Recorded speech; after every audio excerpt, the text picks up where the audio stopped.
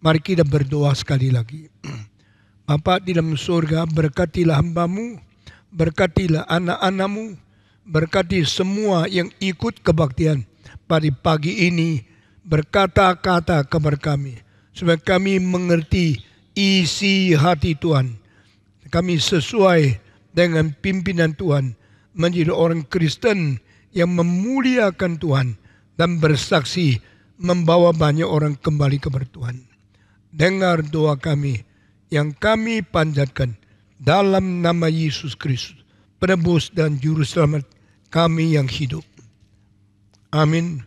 Saudara-saudara kita telah bicara tentang bagaimana Daud berani menghadap Goliat. Ini adalah pertempuran yang paling terkenal di dalam sejarah Israel. Juga satu pertempuran yang paling menggerakkan hati manusia sepanjang sejarah manusia. Karena tidak ada orang lebih perkasa, lebih besar, lebih sehat, lebih berkuasa dari Goliat. Tetapi yang memperangi Goliat justru bukan prajurit, bukan jenderal, tapi seorang remaja umur belasan tahun. Dengan keberanian yang tidak takut, dengan keberanian tidak mau takluk, dia pergi menghadapi raksasa itu. Dan peperang ini hanya di dalam rondo pertama langsung menggagalkan Goliat, langsung membunuh Goliat, dan Goliat yang paling besar semenjak itu langsung mati di bawah serangan daripada Daud. Saya sudah khotbah ini 1 bulan yang lalu. Kita sudah dengar bagaimana Daud bisa menang.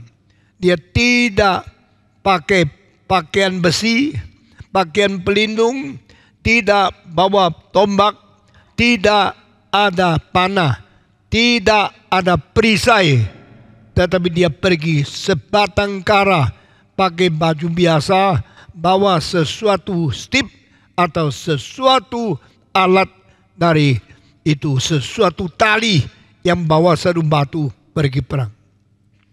Saudara-saudara, peperangan Daud mewakili semangat keberanian yang tidak takluk kepada musuh, tidak takut kepada setan, tidak berkompromi kepada kesulitan, karena dia bersandarkan Tuhan Allah. Dari zaman ke zaman, barang siapa yang bersandar kepada Tuhan akan mencapai kemenangan yang luar biasa. Ini bukan cerita, ini bukan mitos, ini bukan dongeng, ini adalah sungguh terjadi secara historik. Saudara-saudara, demikian kita sekarang berada di dunia. Jangan bersandar kepada kemewahan, jangan bersandar kepada kekayaan, jangan bersandar kepada pemerintah, jangan bersandar kepada kepintaran manusia, jangan bersandar kepada senjata, tapi bersandarkan Tuhan Allah. Masih berlakukah kalimat ini? Masih adakah penyertaan Tuhan pada zaman sekarang? Masih perlukah iman seperti Daud? Masih.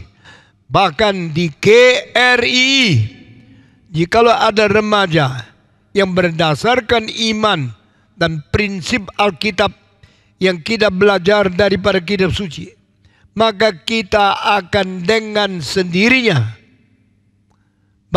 bahkan sebatang kara mengalami penyertaan Tuhan.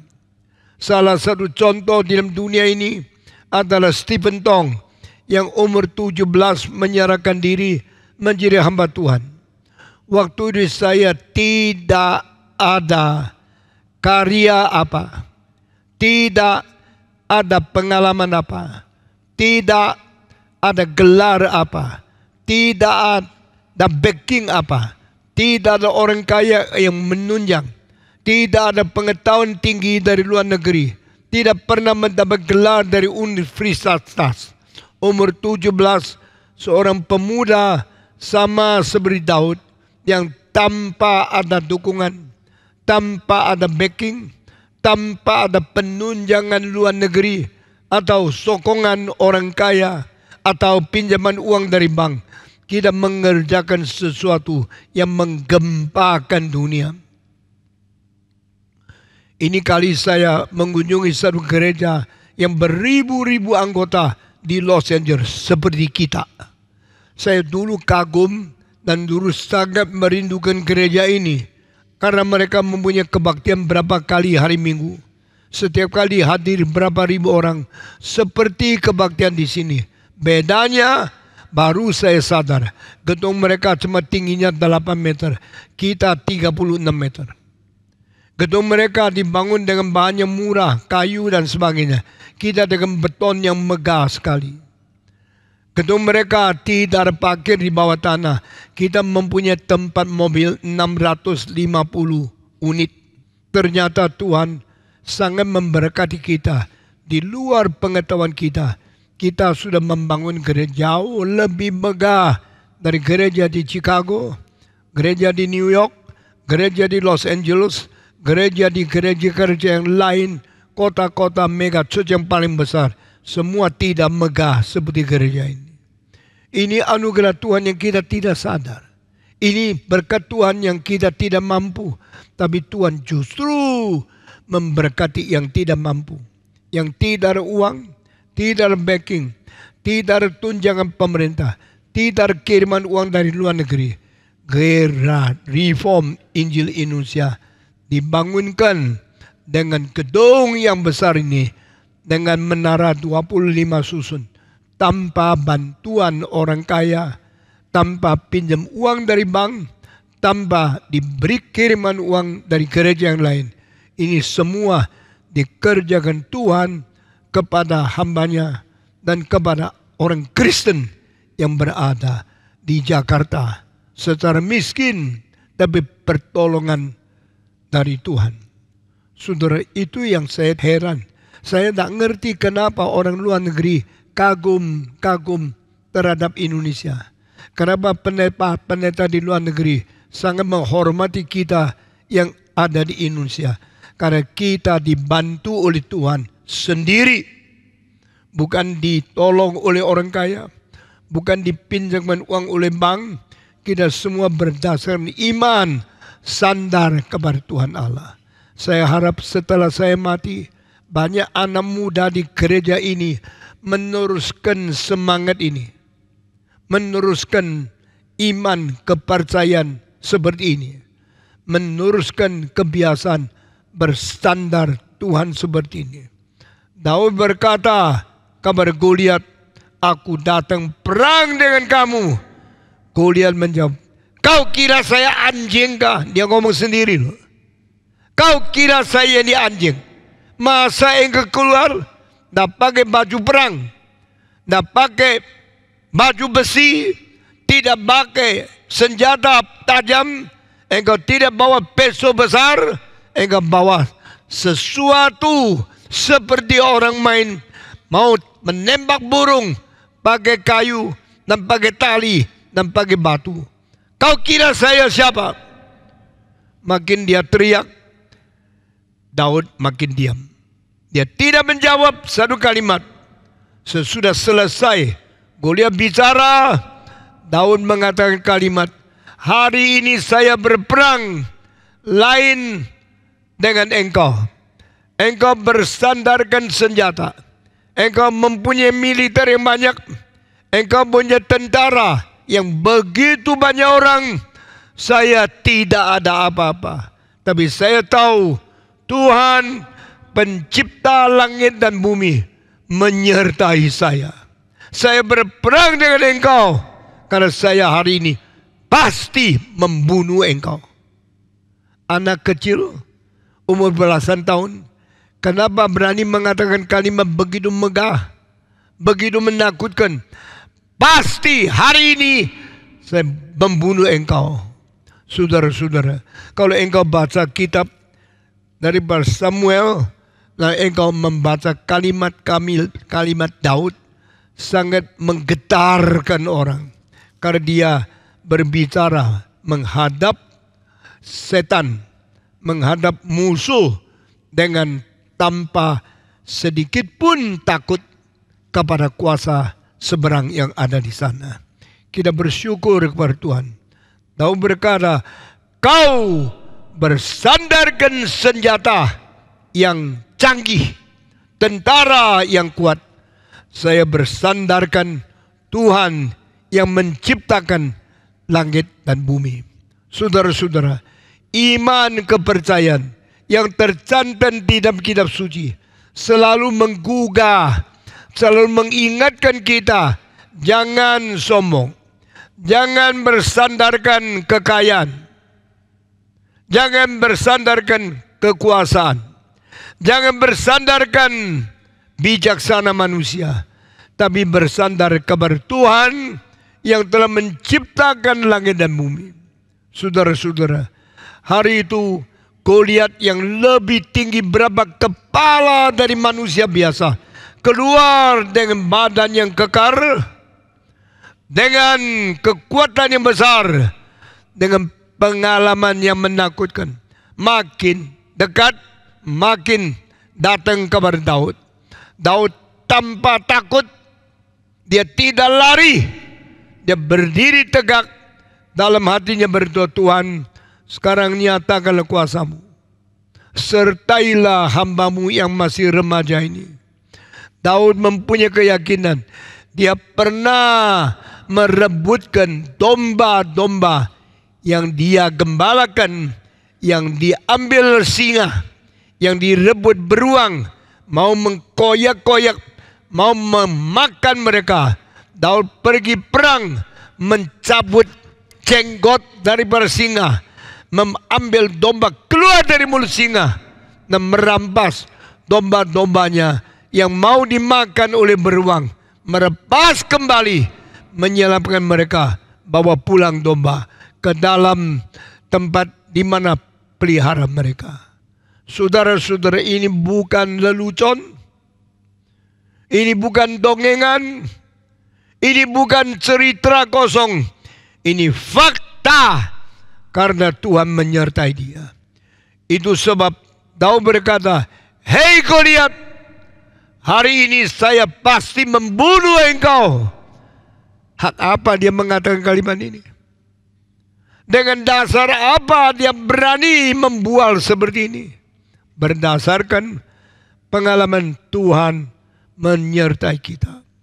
Saudara-saudara, mengapa seorang pendeta Stephen Tong berani diri gereja besar gini? Kekuatan dari mana? Pengalaman dari mana? Ada kuasa militer membantu Stephen Tong? Tidak ada. Ada orang kaya meminjamkan uang bangun gereja ini? Tidak ada. Kita tidak bersandarkan bank, kita tidak bersandarkan jenderal, kita tidak bersandar kepada pemerintah. Kami bersandar kepada Tuhan yang menciptakan langit dan bumi. Pada waktu gedung gereja ini jadi, saya tidak tahu. Saya cuma tahu banyak wartawan datang kepada saya.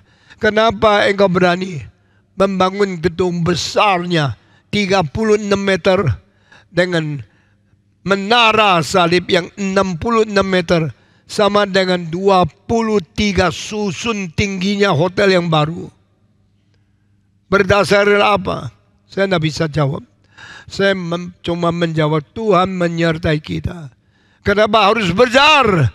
Karena perkembangan potensi Jakarta akan banyak orang mengisi gedung ini. Dari mana? Saya tidak tahu.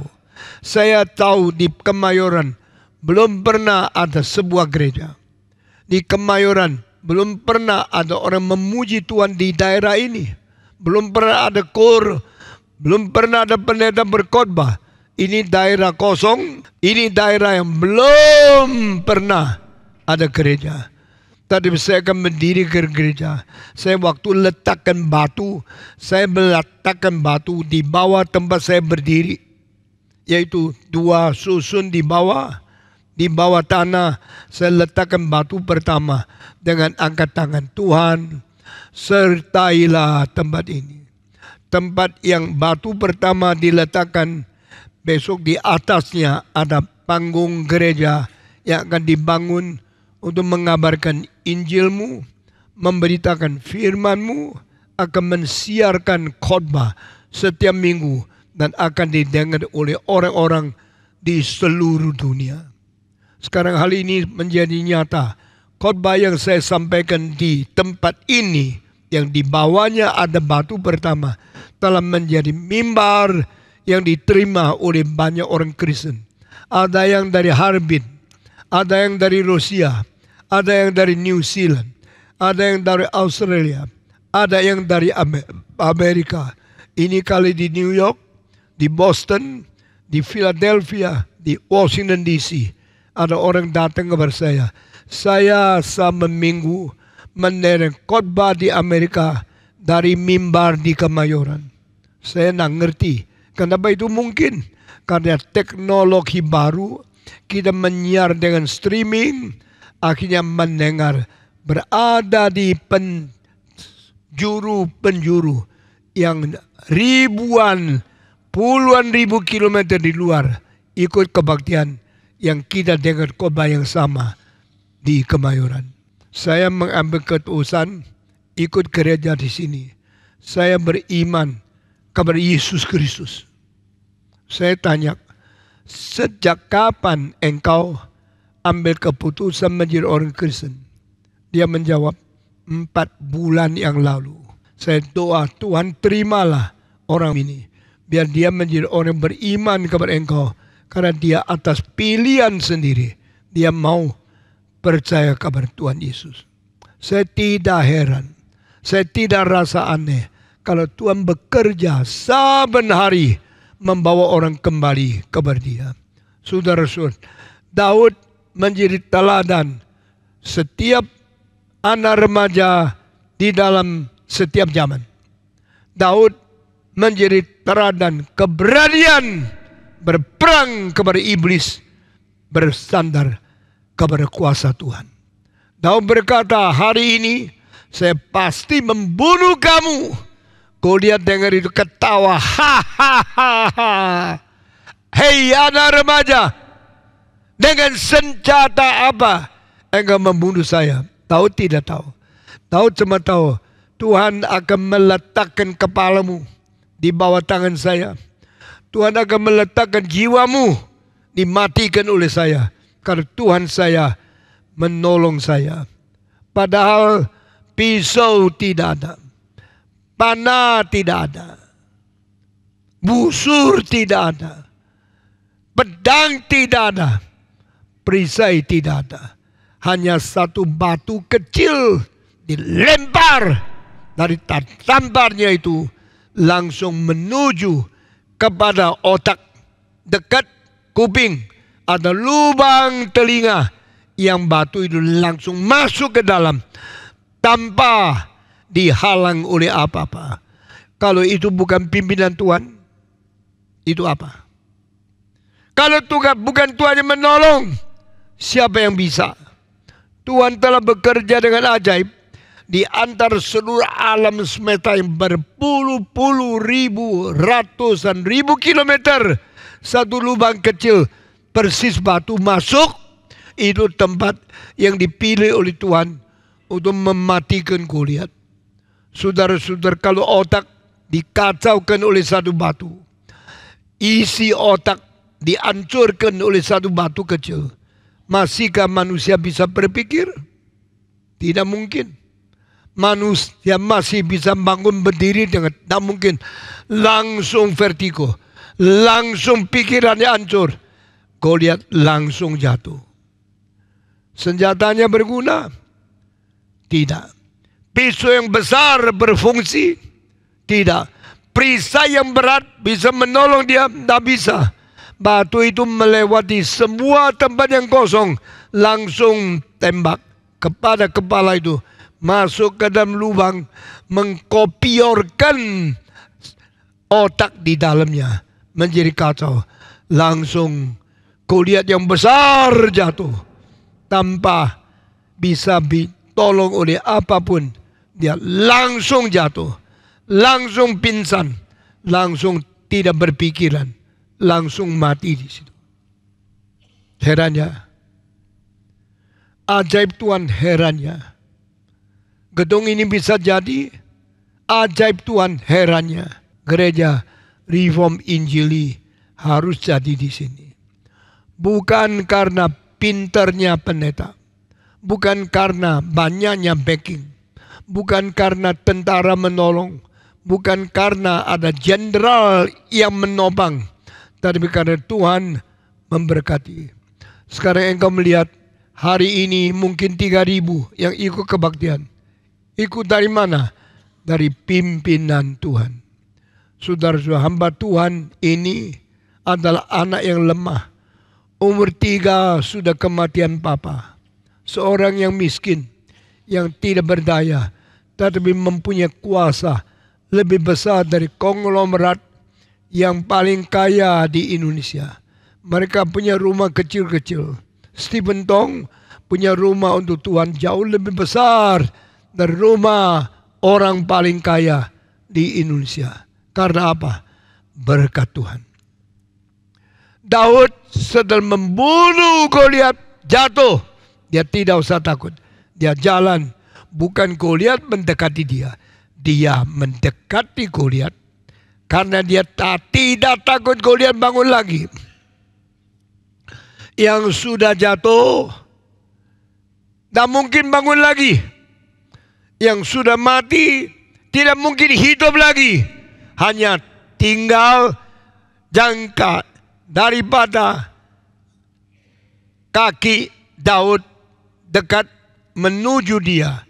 Selangkah demi selangkah. Sampai di situ. Apa yang dikerjakan oleh Daud? Daud mengeluarkan pisau yang berat dengan 2 tangan remaja ini. Keluar baru kuat. Satu tangan tak kuat. Karena pisaunya terlalu besar. Beratnya melampaui kemungkinan kekuatan. Daud dengan 2 tangan keluarkan pisau itu. Langsung dia menggergaji kepala dari Goliat. Lalu dia putuskan kepala itu. Dia angkat kepalanya dengan rambut Goliat yang dijambak. Begitu kepala lepas dari badan. Mulai hari itu tidak mungkin ada kepala Goliat di atas lehernya Goliat. Mulai hari itu tidak mungkin bersambung lagi kepala dengan badan. Harus pisah untuk selama-lamanya. Lalu badan Goliat akan dikubur tambah kepala. Kepala Goliat akan dibawa Daud melihat akan Saul. Goliat mati, kepala diambil, Daud jalan kembali ke rumahnya Saul yang menjadi raja orang Israel. Saul, inilah kepala Goliat. Saya sudah membunuh dia. Dia sudah mati. Orang sudah kalah. Sekarang saya kembali kepadamu. Saudara-saudara sekalian, waktu Daud pulang bawa kepala itu, semua perempuan-perempuan dah takut. Sedangkan serdadu-serdadu, perwira-perwira orang Filistin, semua ketakutan lari. Tak berani lagi di situ. Karena raja mereka, Goliat, sudah mati. Tetapi yang laki-laki dari pihak musuh lari. Yang perempuan dari orang Israel keluar. Mereka keluar berbaris ratusan wanita menyanyi lagu memuji Tuhan. Pulanglah Daud. Kembalilah anak Tuhan yang mengalahkan musuh. Daud menang. Daud kalahkan. Daud bunuh Goliat. Daud agung sekali. Mereka sambil memuji, sambil memuliakan Tuhan, sambil menyanyi, sambil bertari-tari. Hari ini hari kemenangan umat Tuhan. Hari ini hari kemenangan seorang remaja yang takut kepada Tuhan bisa membunuh seorang musuh yang begitu sombong, tapi akhirnya gagal total. Saudara-saudara, barang siapa bersandar bertuhan, Jangan takut. Jangan takut raja musuh. Jangan takut jenderal daripada tentara musuh. Jangan takut presiden-presiden pemerintah yang melawan Tuhan. Karena engkau anak Allah. Tuhan menyertai engkau lebih daripada pemimpin-pemimpin pemerintah dunia yang ateis, yang melawan Tuhan. Engkau bukan mangsa mereka. Engkau bukan budak mereka. Engkau anak Tuhan yang Maha Kuasa. Saya bersyukur kepada Tuhan. Dari kecil saya bersandar kepada Tuhan. Dari kecil saya memuji Tuhanku. Dari kecil saya tahu Dia tidak meninggalkan kita. Amin. Jawab. Tuhan yang menjadi kepala dari tentara surgawi. Tuhan yang mengatur seluruh dunia dan memimpin umatnya meneruskan perjalanan dalam sejarah. Tidak pernah meninggalkan kita. Meskipun ada penganiayaan, ada penghinaan, ada peperangan sengit daripada orang-orang yang melawan Tuhan. Tapi kita tidak pernah dibuang oleh Tuhan. Amin. Kita tidak pernah ditinggalkan oleh Tuhan. Amin. Kita akan jalan terus. Satu hari Yesus akan datang kembali. Waktu Dia datang kembali, semua akan kalah. Jangan takut. Tuhan tidak meninggalkan kita. Tuhan tidak membuang kita. Inilah janji di dalam Alkitab. Jangan kira kitab suci itu buku kuno. Jangan kira kitab suci itu buku bangsa Israel. Kitab suci ada firman Allah yang hidup, yang berjanji memimpin anak-anak Tuhan di dunia, seluruh dunia, mencapai kemenangan yang total. Daud mengalami itu. Saya mengalami itu. Bagaimana dengan engkau yang juga namanya Kristen, tapi engkau takut-takut, engkau ragu-ragu, engkau tidak berani, engkau selalu mencurigai pimpinan Tuhan. Kiranya Tuhan mengampuni kita. Tuhan memberikan keberanian, iman, dan persandaran kita kepada Dia di dalam jiwa kita masing-masing. Setelah Daud pulang bertemu dengan Saul, wanita menyanyi sepanjang jalan. Terimalah Daud, baliklah ke raja. Engkau sudah menang. Kami puji Tuhan. Kami menyebut haleluya karena Tuhan menyertai engkau. Waktu Daud mendengar puji-pujian itu, dia mendengar dua kalimat yang menakutkan. Wanita mengatakan, Saul bunuh ribu-ribu. Daud bunuh puluhan-puluhan ribu. Saul membunuh ribuan musuh. Daud membunuh laksa-laksa. Wah, waktu nyanyian itu tepuk tangan, memuji Tuhan, kor menyanyi dengan meriah, suara kor yang naik ke surga. Suara itu didengar oleh Tuhan, didengar oleh malaikat, juga didengar oleh Saul. Sekarang mau saya tanya, Saul waktu melihat perempuan-perempuan Israel memuji dengan berkata, Saul bunuh ribu-ribu, Daud bunuh laksa-laksa. Saya tanya, Saul senang tidak dengan kalimat itu? Jawab, tidak senang. Bukan saja tidak senang, dia mulai benci. Kenapa saya kalah sama Daud? Kenapa Daud dipuji lebih dari saya? Kenapa saya hanya bunuh ribu-ribu, tetapi Daud bunuh laksa-laksa? Tidak boleh jadi. Saya raja. Kenapa saya kalah sama Daud anak remaja? Kurang ajar. Perempuan-perempuan memuji Tuhan telah dengan tidak sadar melecehkan saya, menindas saya, menghina saya. Kenapa engkau berkata, Saul bunuh ribu-ribu, Daud bunuh laksa-laksa? Tidak seharusnya engkau memuliakan Daud, anak remaja. Tahu tidak, saya ini raja, mesti memuji saya lebih dari memuji Daud. Waktu Saul benci sama Daud disebabkan satu, iri hati. Kenapa kamu diberkati Tuhan lebih daripada saya? Kenapa kamu dipuji orang-orang perempuan lebih dari saya dipuji? Saya tidak bisa terima. Saya tidak rela menanggung dipermalukan seperti ini. Mulai hari itu Alkitab mengatakan Saul iri hati Daud. Saul benci kepada Daud.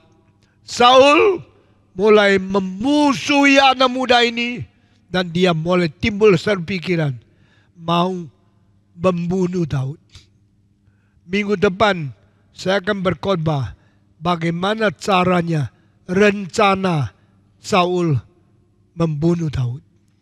Bukan rencana pisau, rencana lebih hebat, lebih menakutkan, lebih dahsyat, lebih kurang ajar daripada hanya mau menikam dia saja. Saudara-saudara, di sini kita melihat tiga hal. Pertama, melihat kesuksesan orang lain, timbul hati yang tidak senang. Kedua, dari hati yang tidak senang kesuksesan orang menimbulkan iri hati. Ketiga, dari iri hati mencetuskan sesuatu pikiran mau membenci orang itu. Keempat, dari kebencian menimbulkan satu pikiran mau membunuh. Inilah silsilah daripada kejahatan. Cemburu, iri, benci, bunuh. Inilah satu prosedur manusia dari jahat menuju lebih jahat. Dari lebih jahat menuju paling jahat. Dari melihat keunggulan orang lain menjadi iri. Dari iri menjadi benci. Dari benci menjadi timbul jiwa motivasi membunuh. Saudara-saudara, saya tidak tahu berapa orang di dunia ini yang kau benci. Tetapi saya tahu yang kau benci disebabkan dia lebih baik dari kamu. Kalau dia lebih baik, engkau tidak bisa terima. Kalau dia lebih unggul, engkau tidak mau terima fakta itu. Engkau mulai menjadi iri. Dari iri menjadi benci. Dari benci timbul motivasi mau membunuh dia. Saya sudah umur 85. Saya berani mengatakan satu kalimat. Seumur hidup saya hampir tidak ada iri hati. Kalau ada saya tidak tahu, saya tidak sadar, karena itu bukan kemauanku. Seumur hidup 85 tahun, saya hampir tidak pernah iri hati orang lain. Karena sebabnya dua. Kalau saya bisa kerja sebaik dia, saya tidak perlu iri. Kedua, kalau saya kerja mati-matian, tetap tidak bisa mencapai apa yang dicapai oleh orang lain, saya juga tidak perlu iri. Karena tidak ada gunanya. Iri hati tidak perlu ada. Karena kalau perlu, engkau lebih baik kerja berat, tandingi dia, saingi dia, lebih dari dia, sehingga engkau tidak perlu iri. Kalau engkau sudah kerja berat, sudah berusaha mati-matian, mau melampaui orang lain, akhirnya tetap tidak bisa capai, tetap tidak bisa mengalahkan dia. Iri pun tidak ada artinya. Itu sebab iri hati tidak masuk akal. Iri hati tidak perlu. Kalau bisa capai, tidak ada gunanya iri. Kalau tidak bisa capai, iri pun tidak bisa merubah fakta sejarah. Tetapi kenapa kita iri? Karena setan masuk di hati kita. Barang siapa yang iri, dia telah mengundang setan masuk. Barang siapa yang iri, dia menimbulkan kebencian untuk orang lain. Barang siapa membenci orang lain, dia akan berusaha membunuh orang lain. Inilah ajaran kitab suci yang tak pernah ada di dalam buku yang lain. Iri pertama timbul di dalam Taman Eden, di mana Abel memberikan domba, disembelih, dipersembahkan Tuhan. Tuhan terima. Tetapi Kain memberikan sayur-sayuran, rumput-rumputan, tumbuh-tumbuhan yang tidak berdarah. Tuhan tidak terima. Lalu Kain melihat Habel diterima oleh Tuhan. Kenapa saya tidak diterima oleh Tuhan? Dia mulai benci Abel. Sudah benci Abel, dia bangun, lalu dia pukul Habel, bikin adiknya mati. Setelah adiknya yang tidak bersalah, hanya karena diiri oleh kakaknya, dibunuh oleh kakaknya sendiri, maka Abel mati, darahnya di dalam tanah boleh berbicara, Tuhan, aku menerima ketidakadilan. Aku tidak ada salah apa-apa. Tapi kakakku membunuh saya, bikin aku mengalir darah mati. Dan darahku di tanah berbicara kepada Bapa di surga. Nyatakanlah keadilanmu. Balaslah dendam aku, karena aku tidak salah.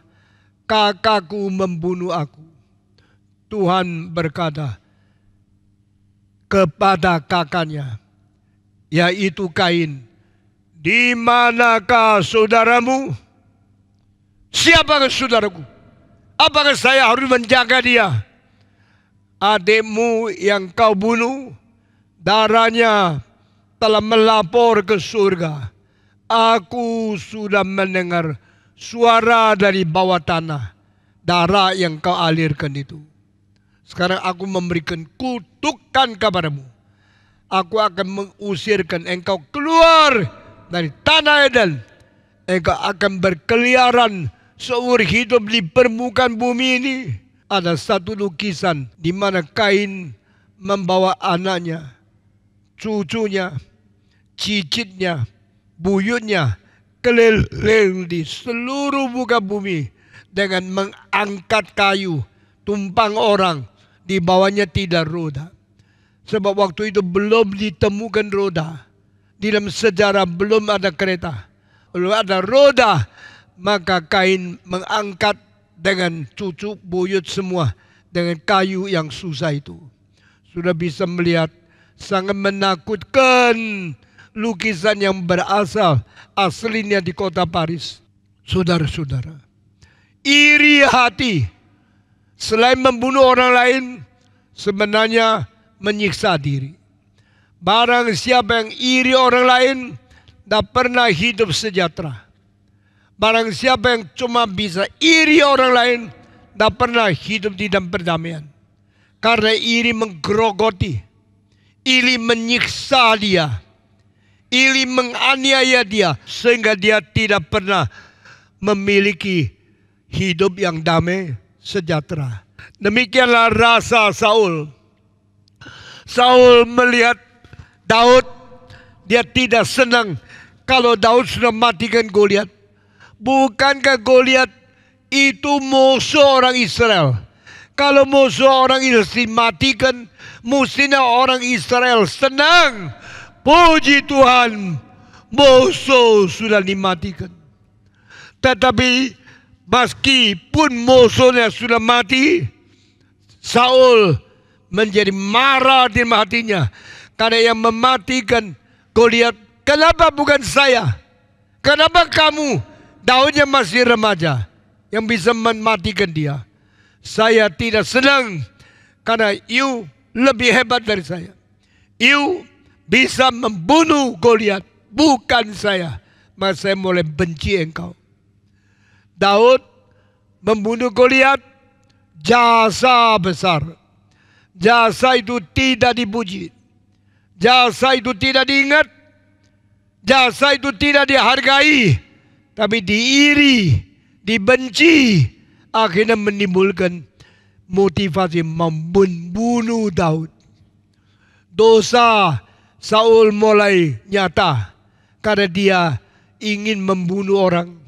Bukan membunuh orang jahat. Membunuh orang lebih baik dari dia. Saudara-saudara, jangan kira engkau sudah Kristen, engkau sudah beres semua. Tidak. Jikalau engkau menjadi orang Kristen, tapi iri Kristen yang lain, kamu mirip Saul. Engkau akan dibuang oleh Tuhan. Manusia jangan dibuang oleh Tuhan.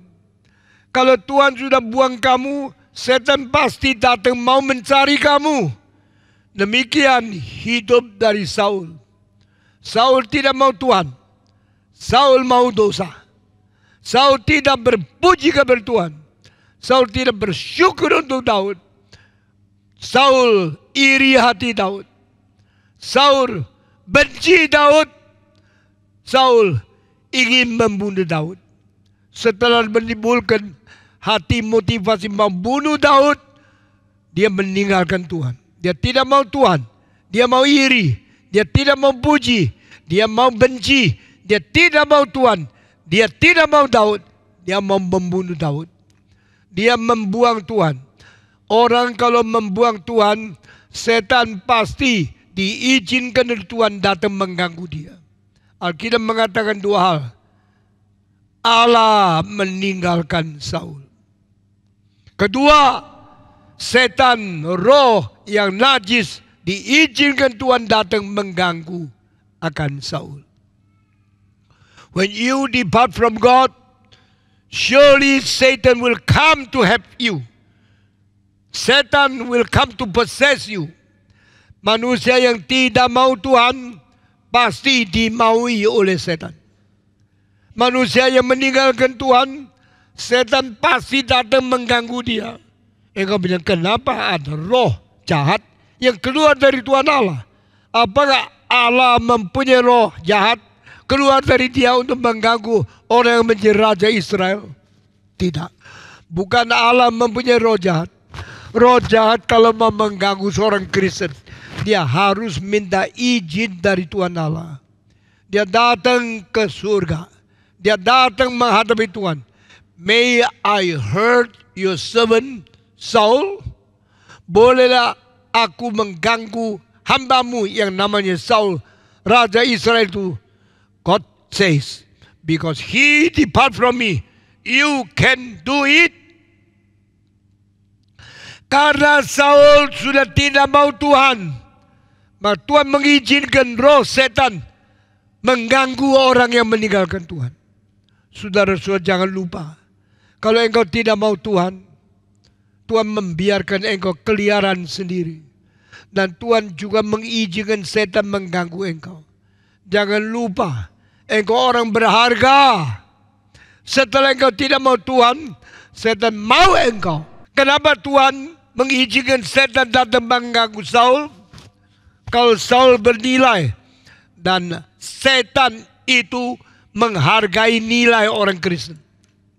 Orang Kristen kalau tidak mau Tuhan, setan pasti mau orang Kristen. Setan mau orang Kristen apa?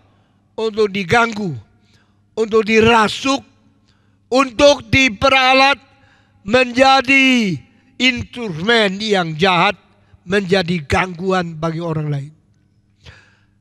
Setan mau Saul dipakai oleh iblis menjadi alat setan untuk membunuh Daud. Itu sebab Allah bilang, saya mengizinkan karena dia tidak mau saya. Jangan engkau meninggalkan Tuhan. Jangan engkau melupakan Tuhan, membuang Tuhan. Jikalau engkau sudah membuang Tuhan, setan langsung mau rasuk ke dalam hatimu. Setan langsung mau memperoleh engkau, menjadikan engkau alat untuk mengganggu, untuk membunuh, untuk merugikan orang Kristen yang lain. Begitulah apa yang terjadi dalam kasus Saul. Saudara-saudara, dari melihat keunggulan orang lain, engkau tidak senang, engkau mulai memberi tempat kepada iblis. Dari engkau melihat unggulan, kesuksesan orang lain, engkau tidak memuji Tuhan, engkau mulai meninggalkan Tuhan. Barang siapa yang tidak senang kesuksesan orang lain, orang itu segera dirasuk oleh iblis. Barang siapa tidak senang kelancaran, kesuksesan, keberhasilan orang lain, engkau mulai diganggu iblis. Hati-hati. Dalam perdagangan, orang lain lebih sukses, orang lain untung lebih banyak. Apakah itu sebab engkau benci sama dia? Apakah itu sebab engkau meninggalkan Tuhan? Apakah itu sebabnya engkau tidak mau diatur oleh Tuhan lagi? Jikalau demikian, Tuhan akan meninggalkan kamu. Jikalau Tuhan meninggalkan kamu, setan minta izin Tuhan, boleh mengganggu kamu. Cilakalah engkau. Cilakalah orang yang tidak senang karena kesuksesan orang lain. Cilakalah orang melihat keunggulan, keberhasilan orang lain, dia menaruh kebencian kepada dia. Mulai hari itu setan bekerja untuk menghancurkan kita. Setan bekerja untuk merasuk kita. Maka Alkitab mengatakan, Saul tidak mau Tuhan. Tuhan meninggalkan dia. Setan dapat izin dari Tuhan, mulai mengganggu dia. Saya takut. Saya takut hal ini terjadi kepada kita masing-masing. Sebab anak-anak Tuhan, orang Kristen, ingatlah, jangan meninggalkan Tuhan. Kalau engkau meninggalkan Tuhan, setan langsung datang merasuk engkau, menguasai engkau, memimpin engkau, memperalat engkau menjadi kejahatan yang dipakai untuk merugikan orang Kristen yang lain. Mulai hari itu, Saul berpikir, Saul berencana, Saul berstrategi bagaimana membunuh Daud. Kenapa? Daud yang begitu baik, kenapa mesti dibunuh? Daud yang bisa menghancurkan Goliat, kenapa harus dibunuh? Kita tidak mengerti. Minggu depan engkau akan menemukan siasat dengan strategi membunuh Daud. Siasatnya 3 macam. Hari ini saya sementara tidak bocorkan rahasia itu. Tapi Alkitab mencatat 3 kemungkinan Saul membunuh Daud. Hati-hati ya orang iri kamu. Karena dia mungkin mulai memikirkan bagaimana membunuh kamu dengan strategi yang jahat, yang tidak beres, yang tidak sesuai dengan kehendak Tuhan. Hati-hati dengan dirimu sendiri.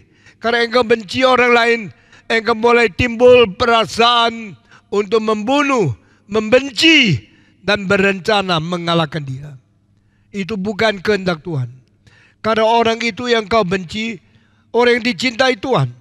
Kenapa orang dicintai Tuhan harus dibenci oleh kita? Kenapa orang yang berkati Tuhan harus dibenci oleh kita? Karena kita meninggalkan Tuhan.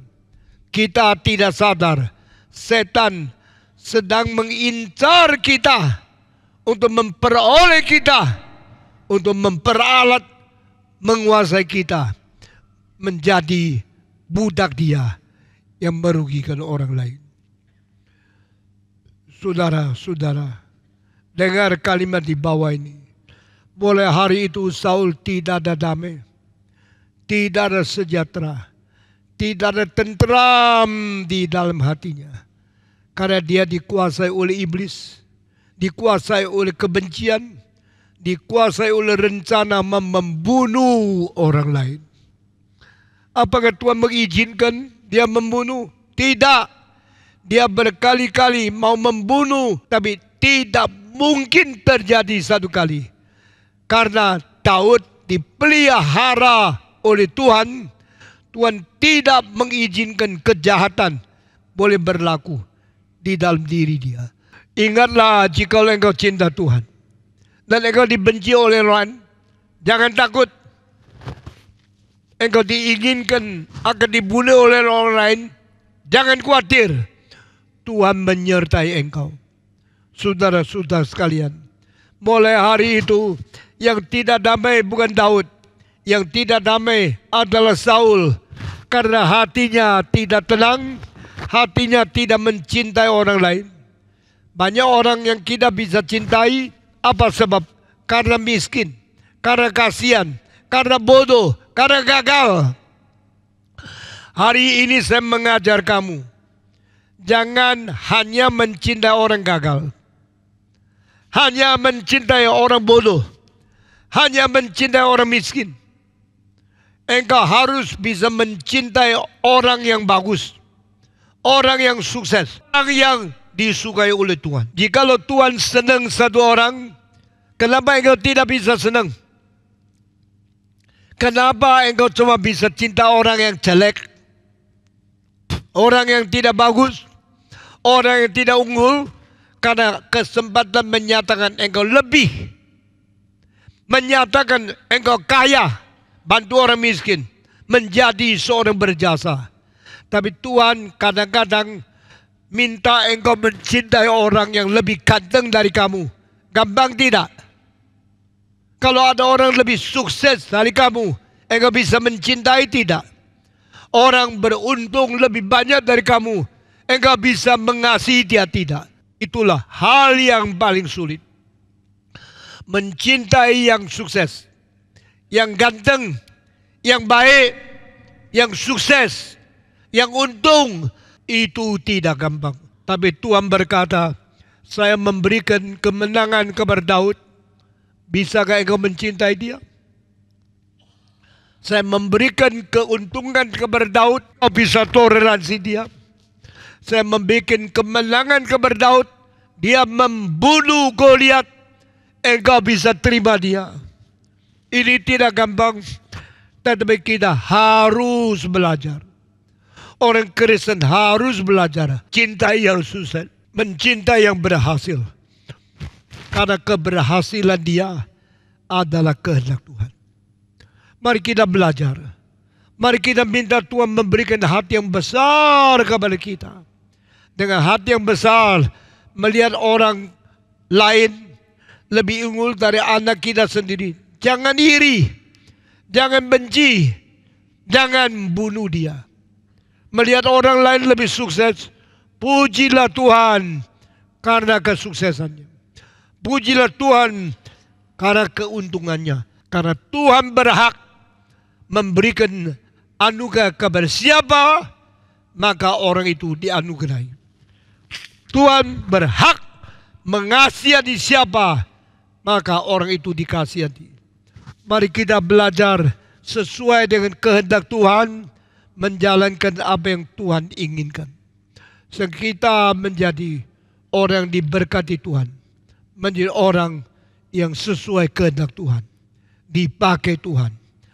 Minggu-minggu akan datang, engkau melihat bagaimana jahatnya Saul terhadap Daud, bagaimana baiknya Daud terhadap Saul. Ini semua pelajaran yang paling penting bagaimana bergaul dengan orang lain di dalam dunia ini. Hari ini sampai di sini saja saya berkhotbah. Kiranya Tuhan memberkati kita masing-masing. Mari kita semua tunduk kepala, kita berdoa. Saya minta tua-tua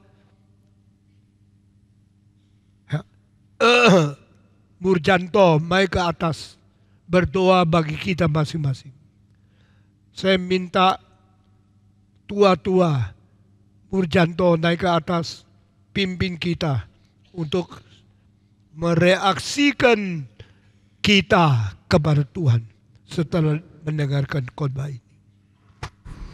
Kami bersyukur kepada Tuhan, pagi hari ini kami diingatkan kembali dan ditegur untuk kami boleh melihat atau memeriksakan hati kami. Apakah hati kami penuh dengan cinta kasih daripada Tuhan atau kami melenceng daripada Engkau. Biarlah Tuhan terus mendidik kami dan kami boleh melakukan apa yang Tuhan ajarkan melalui mimbar ini. Terima kasih Tuhan, di dalam nama Tuhan Yesus kami berdoa. Amin. Amin.